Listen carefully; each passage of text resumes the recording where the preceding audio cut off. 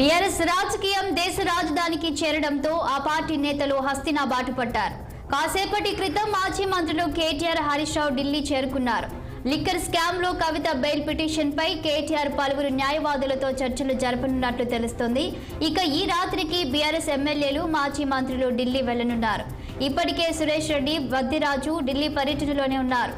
కవిత bail petition పై రేపు సుప్రీంకోర్టులో తుది తీర్పు ఉండడంతో బెయిల్ వస్తుందన్న ఆశాభావం ఆ పార్టీ నేతలు ఆశాభావం వ్యక్తం చేస్తున్నారు.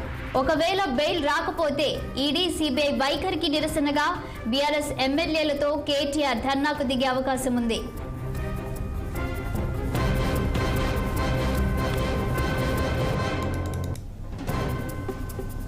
బీఆర్ఎస్ రాజకీయం దేశ రాజధానికి చేరడంతో ఆ పార్టీ నేతలు హస్తినా బాట పట్టారు. కాసేపటి క్రితం మాజీ మంత్రులు కేటీఆర్, హరీష్ రావు ఢిల్లీ చేరుకున్నారు.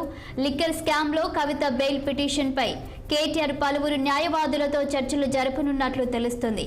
ఇక ఈ రాత్రికి బీఆర్ఎస్ ఎమ్మెల్యేలు, మాజీ మంత్రులు ఢిల్లీ వెళ్లనున్నారు. ఇప్పటికే సురేష్ రెడ్డి, వద్దిరాజు ఢిల్లీ పర్యటనలోనే ఉన్నారు. కవిత బెయిల్ పిటిషన్ పై రేపు సుప్రీంకోర్టులో తుది తీర్పు ఉండడంతో బెయిల్ వస్తుందన్న ఆశాభావం వ్యక్తం చేస్తున్నారు పార్టీ నేతలు. ఒకవేళ బెయిల్ రాకపోతే ఈడీ, సిబిఐ వైఖరికి నిరసనగా బీఆర్ఎస్ ఎమ్మెల్యేలతో కేటీఆర్ ధర్నాకు దిగే అవకాశం ఉంది. ఇక ఇదే అంశంపై మరింత సమాచారం మా political bureau chief Ram phone line లో అందించడానికి సిద్ధంగా ఉన్నారు. రామ్, చెప్పండి, ఢిల్లీకి ఎవరెవరు వెళ్తున్నారు, అసలు బీఆర్ఎస్ వ్యూహం ఏంటి?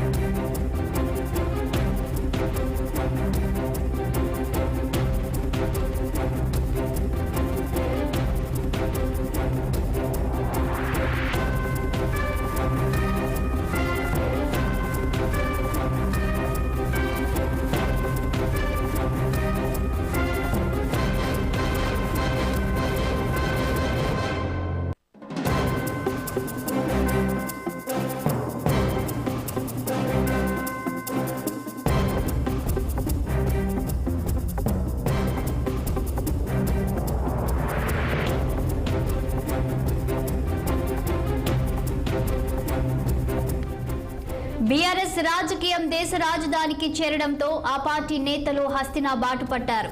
కాసేపటి క్రితం మాజీ మంత్రులు కేటీఆర్, హరీష్ రావు ఢిల్లీ చేరుకున్నారు. లిక్కర్ స్కామ్ లో కవిత బెయిల్ పిటిషన్ పై కేటీఆర్ పలువురు న్యాయవాదులతో చర్చలు జరపనున్నట్లు తెలుస్తోంది. ఇక ఈ రాత్రికి బీఆర్ఎస్ ఎమ్మెల్యేలు, మాజీ మంత్రులు ఢిల్లీ వెళ్లనున్నారు. ఇప్పటికే సురేష్ రెడ్డి, వద్దిరాజు ఢిల్లీ పర్యటనలోనే ఉన్నారు. కవిత బెయిల్ పిటిషన్ పై రేపు సుప్రీంకోర్టులో తుది తీర్పు ఉండడంతో బెయిల్ వస్తుందన్న ఆశాభావం ఆ పార్టీ నేతల్లో వ్యక్తం చేస్తున్నారు.